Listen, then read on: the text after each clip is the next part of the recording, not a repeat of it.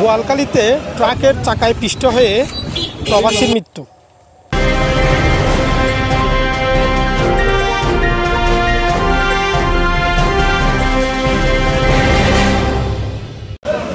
বোয়ালখালীতে ট্রাকের চাপায় পিষ্ট হয়ে নুরুল হুদা বয়স 41 নামে এক প্রবাসীর মৃত্যু হয়েছে।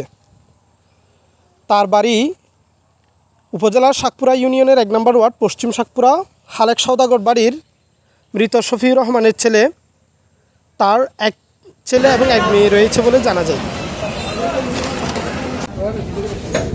নিহতের বড় ভাই জাহাঙ্গীর আলম জানান, নুরুল হুদা তার বোনের জামাইয়ের মোটরসাইকেলে করে বাড়ি ফিরছিলেন। প্রতিমধ্যে পশ্চিম গুন্দন্ডির জমাদার হাট এলাকায় আসলে তারা একটা ইট বোঝার ট্রাককে ওভারটেক করার সময় সামনে একটি অটোরিকশা পড়ে যায়। তখন চালক ব্রেক কষলে মোটরসাইকেলটি কাত হয়ে যায় এবং নুরুল হুদা পিছন থেকে পড়ে যায়। তখন ট্রাকের চাকায় পিষ্ট হয়ে নুরুল হুদা আহত হয়।